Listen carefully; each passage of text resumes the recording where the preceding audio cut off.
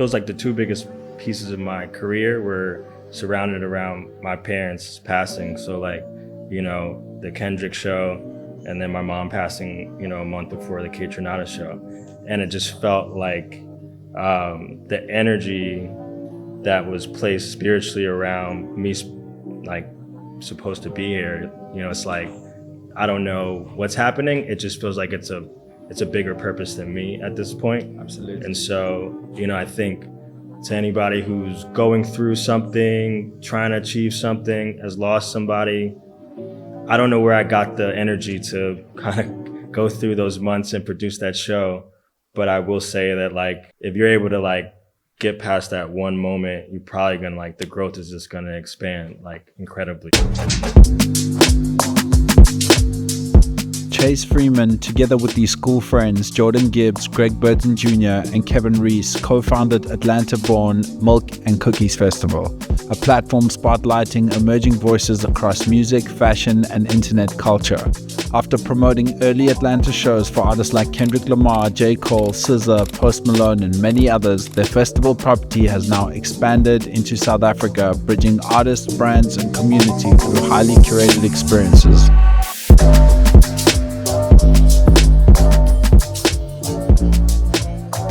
Chase, my brother, thank you so much for making time, and I appreciate you, bro.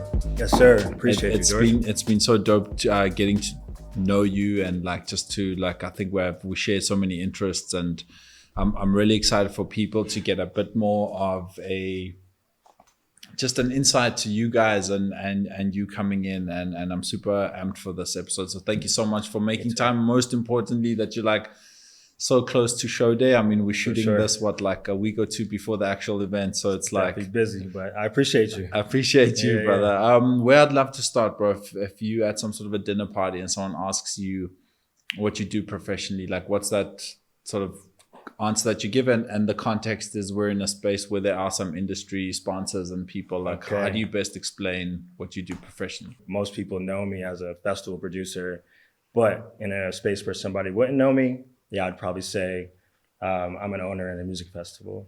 I love that, bro. Yeah. That's perfect, bro. That's brilliant. Now, bro, take me to like if one day I'm watching let's say the Netflix documentary on Milk and Cookies, or I'm watching and it's gonna do like a deep dive into the founders, and obviously we'll really look forward to meeting your partners as well and having a sit down with them. But for this conversation, let's say we do the deep dive on you, right? What is that early context to you? Like, take me back to where your story would begin in this documentary. Okay, damn. I think this all started when I was 16. Yeah? I was in New York. I was a nightlife promoter. I was doing teen nights.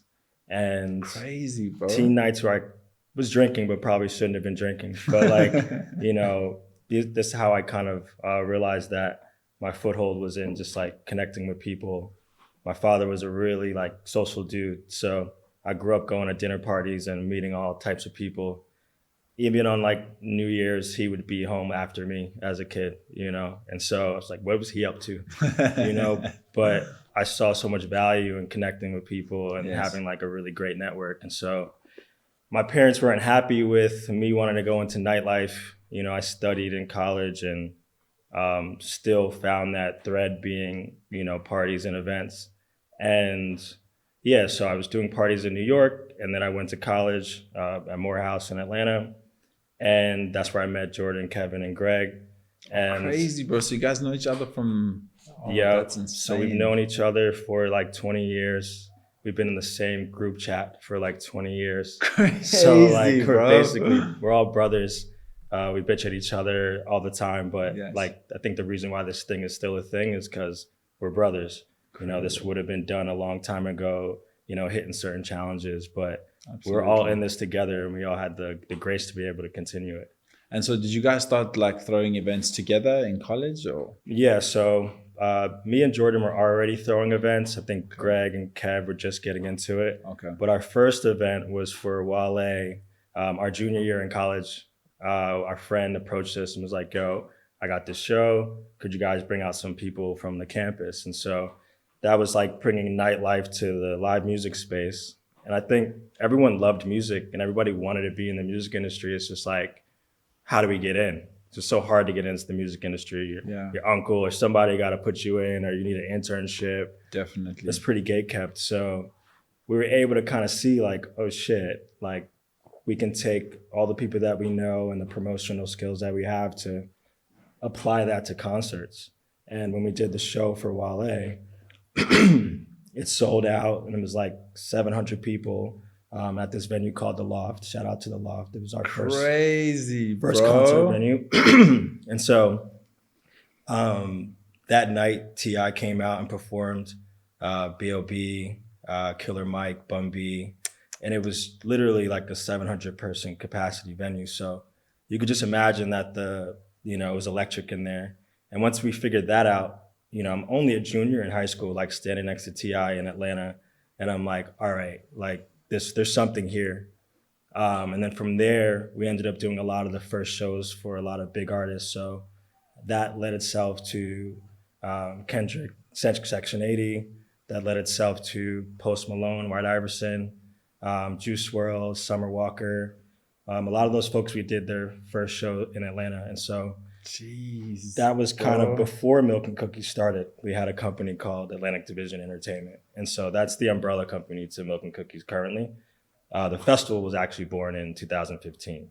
And so we built the festival to create something outside of just the regular, like picking up a tour date or, something that would have more community attached to it. Jeez, bro. So you guys are in your early 20s doing freaking Kendrick show. How did the Kendrick show go then? Like how many people? And so the Kendrick show was crazy, man. We had Kendrick, Dom Kennedy, 2 Chainz came out and performed, and it sold out. But what's crazy is we still lost money, and it was basically like the first time that we were able to fund it ourselves in 2011. When we first did our first show, we were just looking for, people to help us fund the shows. That show in particularly, I just graduated Morehouse. I was just at my internship at Complex, and my dad had just passed away. And before he passed, he would always be a proponent of like what I was doing. And so I used my life insurance money to pay for that show. And losing the money was tough because I was like, damn, like, I just put this money up, and I didn't lose all of it, but it was just like a tough one to nail. But from there, so many things came from that. After that, the folks that were running that music venue was another founder of a large festival. And so I learned a lot from him. And then after that, we were just able to do more shows, like A$AP Rocky's first show in Atlanta. It just kept trickling down. So, that investment of just like taking a shot on yourself really like helped me learn the game. That's so special, bro. It's like your dad was like your early investor, man. Yeah, he was. That's insane, bro. Yeah. That's incredible, bro. That's such a special story, bro. And so do you mind me asking like what was the like level of fee then? It was like, are we talking, it's like, Kendrick? It's like, was it still like to produce the show or just a high level number across the board? Like, yeah, man, I think it was like $8,000 to $10,000 or something like that USD. That's crazy. It was his first, like when Section 80 came out, that's when he was really popping, but it was 1,000-person venue. So yeah, wow, bro. Yeah, for sure. That's such a special story, bro. And then you also did Post, you did A$AP. There was so many other names. Insane, I can't bro. Even, like Jack Harlow, St. John. There's a bunch. That's incredible, bro. Yeah. And when does Milk and Cookies happen? How do you guys get to the name? Like, how like take me through that journey? For sure. And then take me to sort of start there, and if you can take us to the sort of first time it happens and where it happens. And yeah, so Atlantic Division was always me, Jhordan, and Kevin. Greg, we still were in school with, but like he wasn't a part of the group at the time. Yeah. But Greg was like the most eclectic, just dance music head, always listening in the house. And so I had some tickets to Diplo's Mad Decent. This might have been, 2014. And Mad Decent was dope because it was just like a showing of multiple genres, EDM, hip hop, and it spoke to more of like how we grew up. Yes. And so, yeah, Greg, I gave the tickets to Greg, and he came back and he was like, yo, I got it, milk and cookies. And then, you know, from that point on, it was like, cool, we just created the company, added Greg in, and, you know, felt like we had the platform that really expressed like who we truly were musically. And you guys have great relationships with teams and agents and managers, and you have a great network already. And where does the first show happen? The first show we ever did? First Milk and Cookies, yeah. Okay. So the first Milk and Cookies actually was at Terminal West, which was about a 700-person venue. And on that show, it was an indoor show, and we ended up having Just Blaze, No Such Thing, and a couple like local DJs. The first time it was outdoors and like truly a festival was that next year at 787 Windsor, which was this warehouse venue. And that ended up being headlined by Kaytranada, Toki Monsta, Jameson, Father, and LA, and some local DJs. And so, yeah, back then, you know, Kaytranada really was the origination of like our sound sonically, you know, from house to funk to soul to hip hop to R&B. I think the ethos of Milk and Cookies was built around multi-genre, bringing multiple people together and diversity. And so 10 years later to bring them to South Africa for our first festival here was really like a blessing, but also just like full it had circle. To happen that way, you know. Such a special story, bro. I didn't know that like your first outdoor had him headlining to now you guys are out in South Africa. Yeah. And then how does the festival grow, bro? Like when you guys did Kaytranada and your first outdoor, how many tickets or how many attendees were you doing? So the first show with Kaytranada was about 2,500 people. Crazy, bro. And yeah, to now, I guess we did about 12,000 per city in January. Yeah. Come on, bro. I love that. Talk to me about the like sort of what would naturally come next. Did you guys just grow the festival bigger and bigger back home? And then when did you guys decide it's time to look at different territories, and how did South Africa come into the mix and all of that? For sure. So the festival didn't happen consecutively in Atlanta. A lot of stuff happened. COVID happened. There was just gaps between being able to produce the festival year over year. There was also just a higher level of competition in the States in general. But I think how South Africa naturally happened was my business partner, Kevin, came to SA in 2020 during COVID. And for about a year, he just wouldn't stop talking about South Africa. He was like, it's amazing, bro. You got to come. Like, please. Like, and we're like, all right, just stop. Shut up about it. Because the whole year he was talking about it. And so that next year, 2022, was the year I came. It was about 8 of us. And we were just coming for vibes, you know, just to see what it was like. Got to touch down, got to go to all the cool places. And then from there, I realized like, I don't know, something was just really special about SA, just the people and the culture and the music and the, you know, what turned into a 2-week trip that I was supposed to take turned into an 89-day stay. Like the visa is 90 days. I stayed 89 days. I just so happened to not have a lease at the time. So I was like in between places, kind of just like traveling, trying to figure out where I wanted to be personally. And when I got to Cape Town and Johannesburg, I was like, there's a lot more I have to explore here. You know, there's a feeling that just was expanding. It was an expansion that was happening like within me. And I was like, my whole friends and my family and my mom and the artists that I was managing at the time was just like, where the fuck are you at? And I was like, I'm figuring it out, man. I'm figuring it out. And, you know, so how we ended up bringing the festival to South Africa was also just like a natural progression. We had just been coming here for 3 or 4 years. And when you go around, you hear people listening to Kaytranada and R&B, and you just recognize like the music palette is so diverse here. It wasn't that it was incredibly intentional at first. We were just looking to do a show for K Tronada on his tour in Atlanta. And at some point, a local promoter had bought all of the dates for the United States. So we really weren't in the running to, to make it happen. That's crazy, bro. And Jeez. then we were just like, to his team, like, what about South Africa? We'll be out there. The tour was kind of aligning at that period of time. I think his Atlanta show was in September.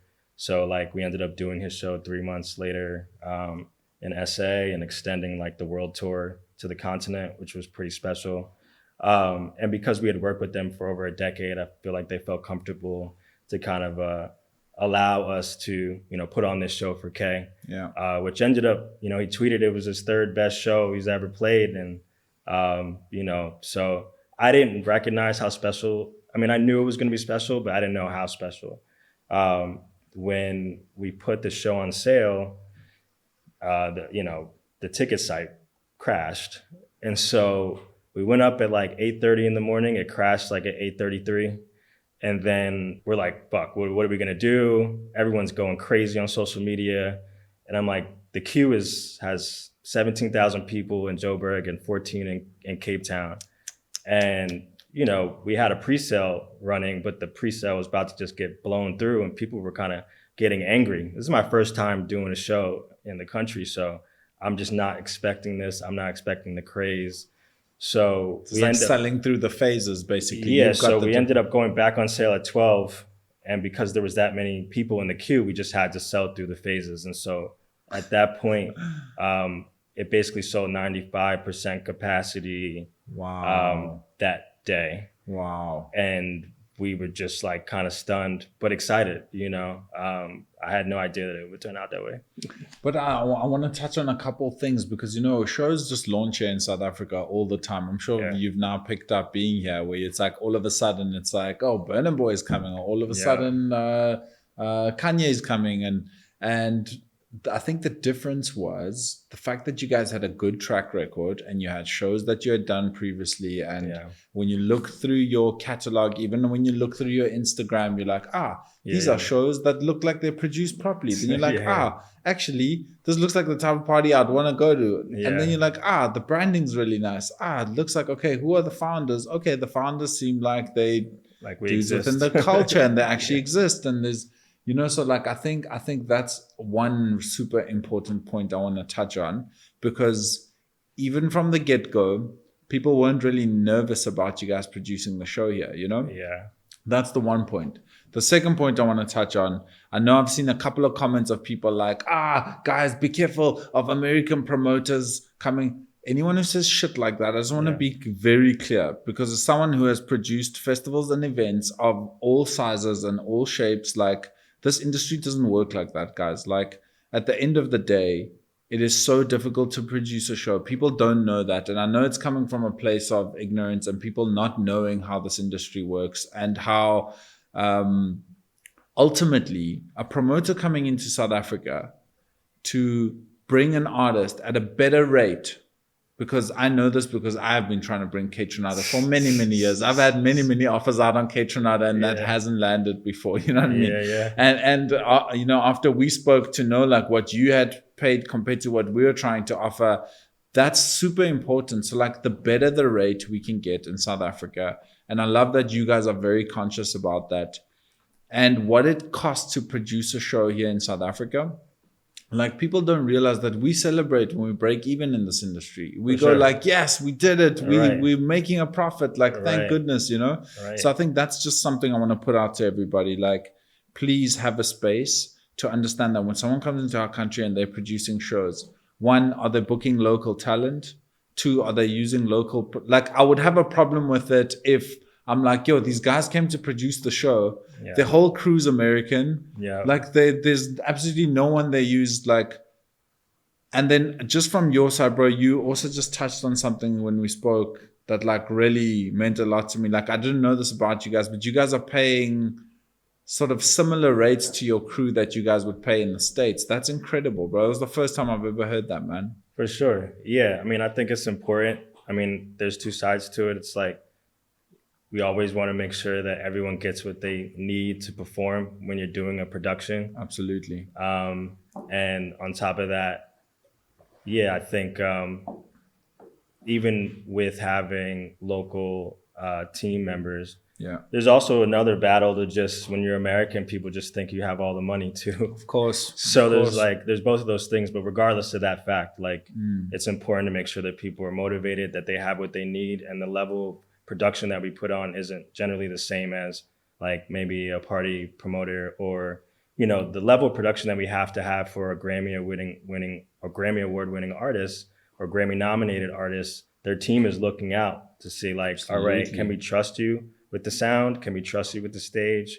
And so we're always going all out for that. And that's that's going to be the number one thing that we prioritize is people's safety, and then also what does this production look like? It has to be like a true live music concert production. Exactly. And just the amount of jobs an event creates, the amount of people don't realize the amount of, just like the traders and bro, one thing I appreciate is how you guys have approached coming here and maybe you can touch on it as well. I saw a bunch of like workshops around the event as well. Maybe you can just take us through what's happening over the weekend and what people can expect. For sure. So, I mean, with last year's festival, we created over 2,000 jobs, which was incredible. Amazing. And this year we have a bunch of events during the music week. So we have some workshop panels, we have some mixers, we have some brunches, we have some community give back events. And it's all just tied to make sure that we're connected to the community, that everybody has a voice, that people can come out. A bunch of the events are free. So if you're a student and you're looking to, talk to a music lawyer or a publisher or a label head or a manager or a producer, and you're just trying to get your into the industry, a lot of times conferences are kind of like they have a paywall in front of them where it costs a few $100s to get into the room. And I wouldn't be in the music industry if I didn't finesse my way into South by Southwest and like go meet this person and that person to get my internship at Complex, or be able to even have the connect to put me in touch with Kendrick's team, at the time, like my mentor, who gave me one of my like big breaks to go into media, I got from being able to be in these spaces. And so that's one thing that led me to this. I don't know if I'd be here without that kind of experience. I love that, bro. That's so powerful, man. And like I keep saying, bro, you guys are doing it properly, bro. It's like the branch of events, the way you're curating local lineup, man. It's like you would swear George is running the festival, bro.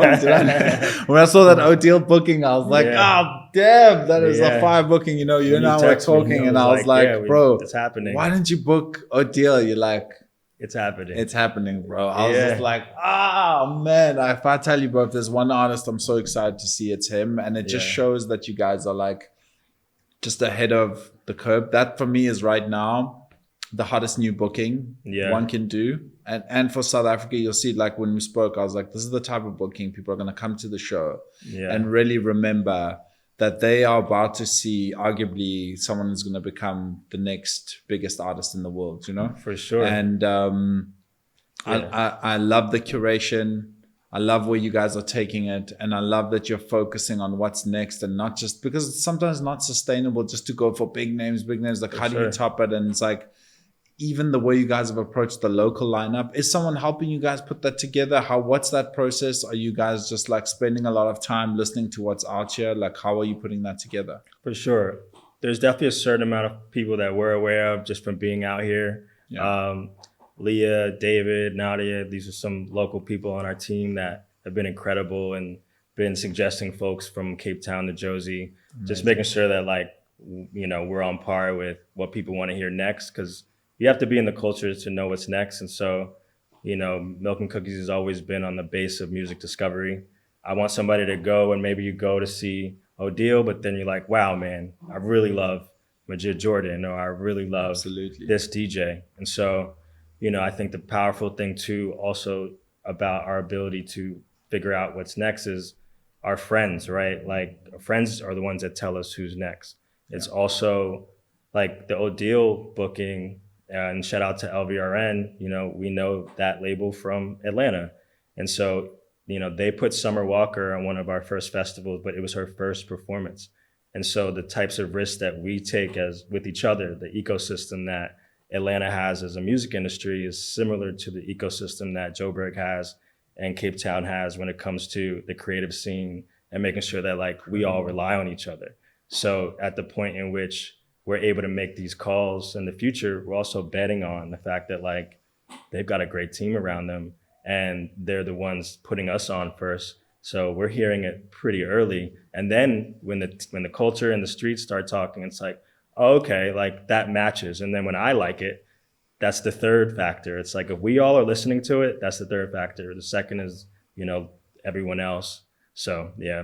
Incredible, bro. I love that you say that, and that community of people that you build around. That's like they like your opinion leaders, you know. And I mean, geez, Majid Jhordan as well. I mean, they were here, I think 7-8 years ago, and they put on such a crazy performance, and it's like stuck with people so much, you know. Yeah. I'm super grateful that I got an opportunity to be a part of them coming out the first time, you know. Yeah. And so I got to spend some time with them in studio in LA, like just seeing them craft the next project, and it's like, it's just such a good booking. It's such a good nostalgia booking, and it's just such a great, like, and they're great guys, and they put on an insane show, and it's like they got so much more material to perform now. It's just incredible. Who else is on the lineup, bro? Remind me. So it's Gunna, Majid Jhordan, Odile, Almeen. So there's a little UK amazing, bro. R&B, and then there's a bunch of great DJs from Kent to Vigro Deep to Q DJ to Jazzworks to a lot of the people that are you know, leading a lot of the wave right now. Wow, bro. So it's important that, you know, we have them part of the fold too.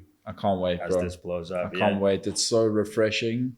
You know, like I see some people talking about why festivals are like dying out. They're definitely not dying out. I think the ones who are not curating properly might be dying out. But like, I think there's definitely a world where I think we're going to see a massive shift to physical, massive shift to experience, massive shift to community, massive shift to being around people, and like we can see those numbers from a global scale are just going up and up and up. And you know, I've got another friend of mine who also he puts a festival together, doesn't really have a lineup, but they're focusing so much on the experience side, and they also like really had an incredible year with sponsorship. They had a really incredible year with just ticket sales, and it just shows that people are hungry for something different and something new and something exciting. And just a couple more questions, bro, I want to run through before we wrap up. How does one get onto the lineups? Like, what's the process they need to follow? Like, maybe just if we're chatting to the people who are listening, like, yo, I hear you. I'm just trying, like, how do we reach out, you know? I think that's an interesting question, because there's no like pipeline, like you go to this email and, you know, that would be a tough one. But I do think that making people care, like making people give a fuck about who you are in the streets and in the culture is gonna, like, that buzz needs to be there. You know, I think traditionally how most promoters think about putting on a show of this nature or with that much risk is like, are people coming out to see you alone? You know, can you fill up a club or a party with 300 people that pay to come see you on a regular basis? You know, that would be how you would build your touring history. You know, as an artist, that's how you get people to rally behind you every time you put out music.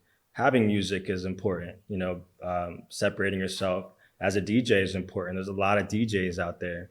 So I think it's your personal brand, but then like on like a practical level, you know, attending all of these events and getting to meet the founders and getting to meet the producers and the people that are in the room is important, because sometimes there may be favoritism because this is my homie and he's willing to play, or I believe in him. We all vote on it. You know, it's not like one gets to just I can't even, right? Like some people, they come to me like, yo, I want to play. And it's like, it's just a lot of people in the organization. I can't lobby for you unless like, it's convincing, right? So I think convincing people in general, you want people to come to you, you know, when anything that you do. If you're an artist, if you're dating, if you're going to a job interview, you want people to be like, oh, you know what? You want them to be enthusiastic about you and you want them to choose you. I never want, you know, like even when I became a manager, I didn't want to ask the talent to manage them. I want them to ask me, because at that point I have the leveraging to say, all right, you asked me for this, I'm going to do my best. And so you want people to come to you and be like, I've heard of you. And you got to make noise to do that. And you got to make noise on your own, whether you have a manager or not. The manager is only there to amplify what you're doing. I can't DJ for you. I can't perform for you. So making sure that like you are making enough noise so that everybody hears you. And then it's like, cool, you'll get chosen at some point. It doesn't have to be, you know, the festival that you think it needs to be, or the party, or the whatever it is. It's like, make people come to you, I'd say. Bars, my dog. Yeah. Bars, bro. That's what I'm talking about, bro. That's fire, bro. That's so well put, bro. If I stripped everything away from you in terms of milk and cookies, you don't have your partners, you don't have budgets, you don't have anything, and you're starting again tomorrow, and you were gonna promote shows here in South Africa or in Atlanta, how would you do it this time around? Interesting. I don't know. I don't know if I would be promoting shows if I stripped everything around. I think like I got into this industry at a time in which I was a young man interested in the things that the industry had, whether that was girls, clout, meeting the cool people. You know, it's very egocentric to a point. I think I'm getting to a point where I personally have other things that I want to accomplish in life. I love what I do, clearly, because I've been doing it for like 20 years, but I'm not sure that I would promote shows if I didn't have my team.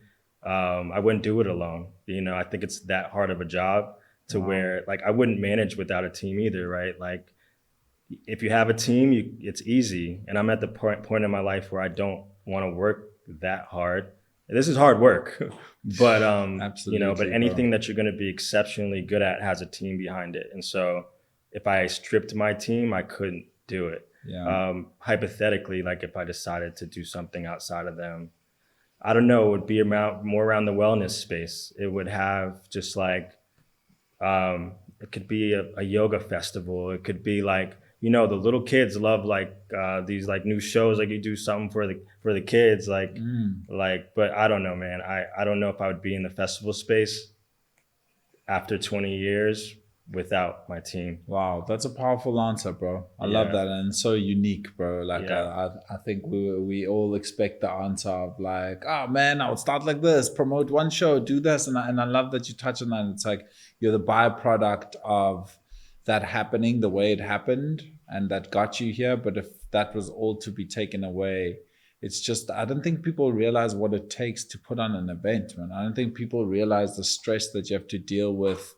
people coming to your event, and the safety part of it, and just making sure everybody's safe. Like before we even talking lineup, stages, any of that, like what it takes to produce like a really well-run event.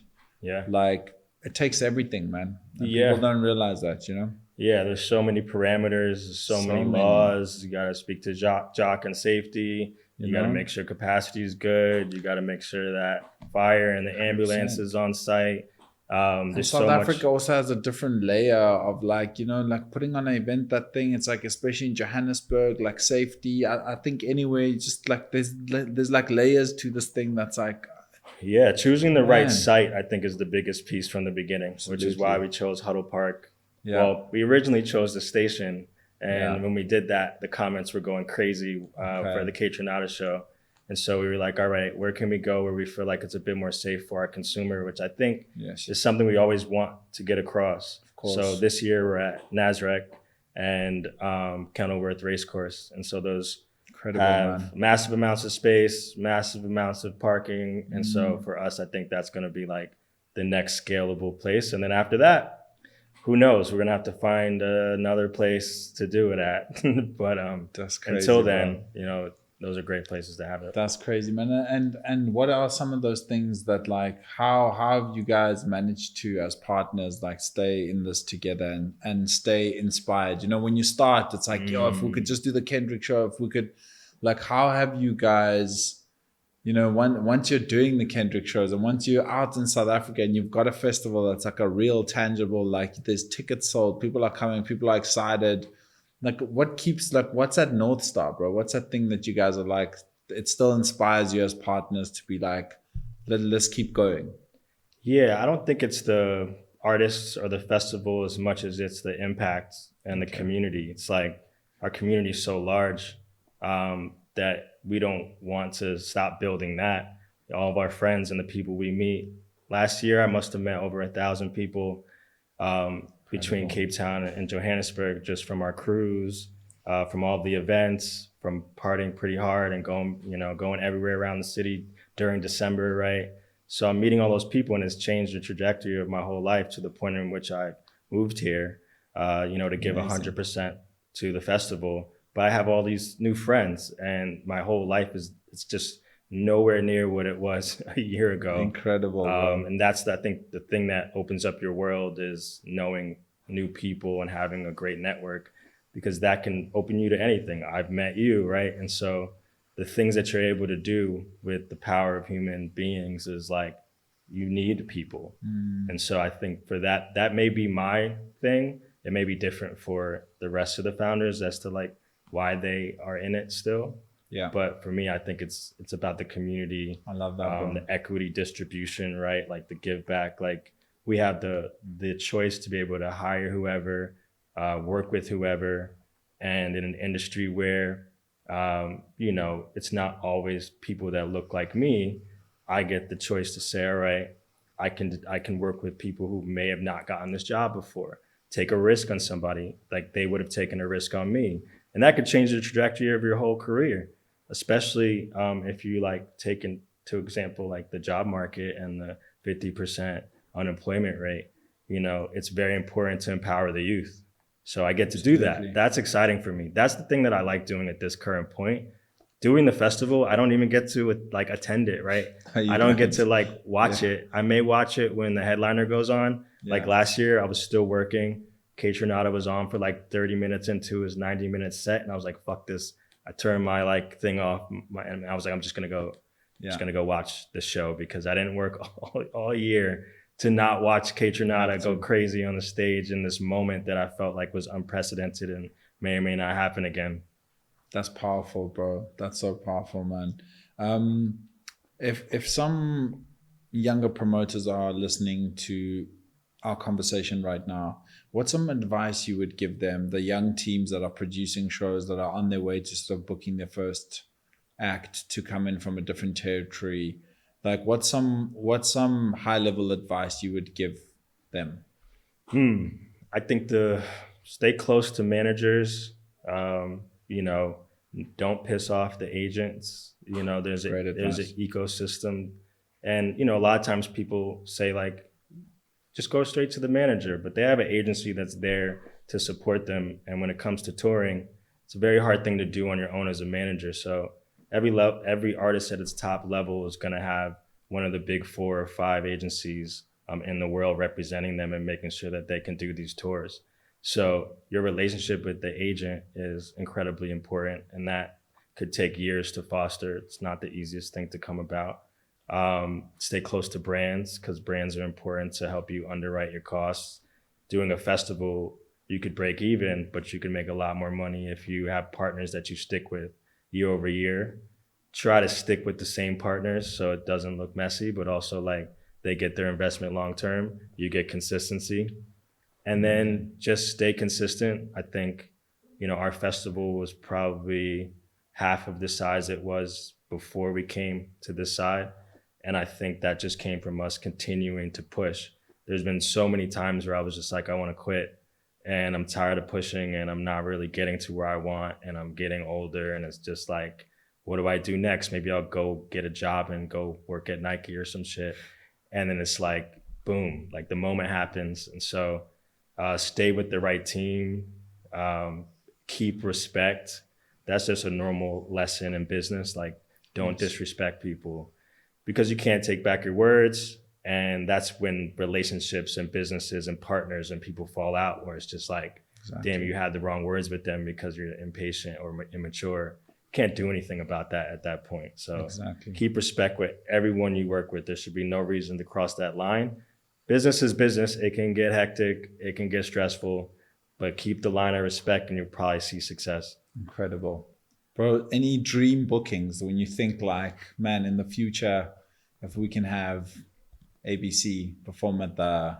Yeah, I wish I could say that one to you. I really do, but I think the IP of the sauce of the milk and cookies would just be, I can't give that one out 100% because they the probably next got an person's offer gonna, already. And they've got an offer from somebody else and somebody else watching this.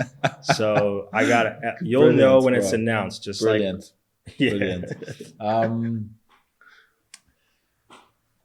How do you see the future of the festival? If like you had to look through the lens of like, 5 years from now, do you see a size, like a massive jump in the size? Do you see it being a 50,000 pax festival? Do you see it keeping it sort of at a boutique level and keeping it around the 12, 15,000? Like what's the vision for the brand? Do you see it in multiple cities across the world? Like if you can tell us, just like, I'm sure all the partners are going to have somewhat of a similar answer, but I'd love to know from your perspective how you would see it. We may have similar or different answers. I think it could become a 50 to 100 person thousand thing, or 50,000 to 100,000 person thing, but that's not like the immediate goal. I think doing what we're doing here, establishing ourselves, expanding throughout the continent, and wherever else we decide to go, I think we'll see how it goes. Okay. I like it where it's at. It's palatable. It's not too crazy. But as long as we have the right partners and we can make the experience nice, that's the first part. So it's hard to do that. I mean, Coachella does it, and even so, it's hundreds of thousands of people. It's not easy. Yeah. So as long as we're not compromising the experience, I think we'll grow in the direction that we're supposed to grow. But I can't tell where it's going to go at this point. I couldn't tell last year, and now it's in a place that I never imagined. So, I guess it'll just be up to God and the universe. Incredible, bro. How you feeling with the show date just sort of around the corner? It feels less stressful than last year. Really? I think we figured out a lot of things, creating a company in 3 months and doing a festival in 3 months and turning that around and doing all the things we had to do that. We didn't have to do that this year. We had our partners from last year returning, so that's helpful. We were able to understand who was taking us for a ride and who were the bad apples and who were the good apples, right? That's going to happen in any place. Yeah. And then, we got to a place where we were able to, if we made no mistakes last year, that'd be scary. Yeah. Because, when you win and you're at a level where you don't know the flaws, those flaws are going to come out that next year. 100%. So this year we were able to look and say, all right, what can we improve? How can we improve the experience? Brilliant. What were people saying? Doing all the social listening. The South African Twitter and social is very active. So there's a lot to look at. And I think it's important to try to answer what people are saying, because that's the consumer and that's the audience. Yes. I think I'm feeling good. I'm feeling excited. Again, it doesn't feel real to me. It hasn't been a year since last year. Literally, it'll be a year once the show happens. And so to almost do, 4 festivals back to back, because there's one in one city. It's like, who really decided to do this, honestly? Like 2 festivals back to back weekends is crazy. Yeah. But our ability to do that plus the 10 events, I don't know why we're doing 12 to 15 events every festive, but like it just shows the tenacity and our ability as a team to be able to produce, at a high level. And so I'm excited to just see what happens next. Incredible, man. Just to give you guys your flowers, bro. I love what you guys are doing. We need promoters like you in the territory. We need people like that bringing fresh ideas and, collaborating. And, you guys have such a great ecosystem to export artists out into your touring cycles. You guys are the exact type of player we need that comes in here and focuses on the community, focuses on connecting the dots, focuses on, bringing everybody together. And it's more than just like, I don't want to throw shade, but, a lot of the time we have a big artist coming out to a stadium, they come out, they do the show. There's absolutely nothing else beyond that. Yeah. That for me is a big issue, because like, you have this amazing opportunity to connect with the people here. And I promise you in the long run, it's going to be the people that are doing what you guys are doing that's going to really, really win. So big shout out to you guys. I know what it takes to put on the show. Yeah. I know it can also feel a little defeating, like our social media in South Africa, like we can definitely, when we're not, when we don't understand a topic really well, you know, it can feel like overbearing. You're like, yo, man, we're doing such a great thing here. And then on top of it, also people just want what they want. Exactly. And, you know, I really can't be mad at that. Exactly. Because I feel like a lot of the events that I've come to, because you guys party so hard, it's elevated to a point which I'm not sure if it's the same everywhere around the world. It's not, yeah. So like there's an expectation. Exactly. And the voice is strong. And so it's important to just listen and do our best to meet the expectations. Absolutely. And I can tell from like the people attending the previous show, man, people had an incredible time. And I can tell how much you guys care about what people say and how they experience the event. And I know there's going to be amazing adjustments, and I can't wait to see the show. I can't wait to see the production. I can't wait to watch the performances, man. Crazy lineup, and wish you guys the absolute best, my brother. And thank you so much for making time. Before I ask you the last question, anything else from your side, bro? No, I think, you know, it's one thing I was going to say earlier for me was that like what has been really powerful to the point when you were making about my dad and like the fact that he was there, it feels like the two biggest pieces of my career were surrounded around my parents passing. So like, you know, the Kendrick show and then my mom passing, you know, a month before the Kate show. And it just felt like the energy that was placed spiritually around me, like supposed to be here, you know, it's like, I don't know what's happening. It just feels like it's a bigger purpose than me at this point. Absolutely. And so, you know, I think to anybody who's going through something, trying to achieve something, has lost somebody, I don't know where I got the energy to kind of go through those months and produce that show. But I will say that like, you know, those are the biggest breakthroughs, you know, those moments where you could give up, some crazy shit happen. If you're able to like get past that one moment, you're probably gonna like, the growth is just gonna expand like incredibly. So amazing, bro. Yeah. That's such powerful words to leave people with. Chase, last question to you as well. How would you like to be remembered? If someone comes across this clip, say in 40, 50 years, like, and they get to see this part, how would you like to be remembered? Just as a humble, nice guy, you know, I'm a chill guy. I'm generally just like, you know, very authentic and myself. And so I want people to be like, man, I'm a reliable, consistent friend. And so I want people to be like, man, Chase is a real dude. That's it. You know, I think it's very hard to find people who aren't kind of stuck in social media. It's very hard to know yourself when the world is, when you're getting perceived gratification from the world. When the world is, you're getting the likes and you're getting the follows and you think you're cool and you're lit and you're outside and you know these people. That's really not like true validation. And so I just want people to like know me as somebody that's grounded in himself and knows himself.